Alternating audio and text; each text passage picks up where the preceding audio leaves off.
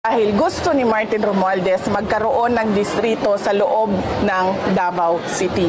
Kaya doon kami sa partido namin lumaban. Si Martin Romualdez, malapit yan siya kay Tony Pet Albano. Si Tony Pet Albano, kapatid yan ng Rodito Albano. Si Rodito Albano, yan yung governor ng Isabela. Si Congressman D, lagi yang nakadikit kay Rodito Albano. Bakit ko nasabi may connection si Rodito Albano at si Martin Romualdez?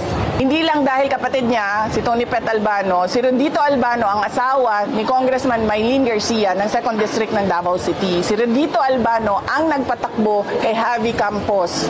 Sinabihan niya si Vincent Garcia na si Javi ang tatakbo sa 2nd District dahil gusto ni Martin Romualdez magkaroon ng distrito sa loob ng Davao City. Kaya doon kami sa partido namin lumaban. Kasi ang sinasabi namin, wala namang problema kung tayo lang dito sa Davao City. Pero bakit nakikialam si Rodito Albano at si Martin Romualdez sa Davao City? Bakit kailangan nila magkaroon ng distrito dito sa loob? Yan ang connection nilang lahat.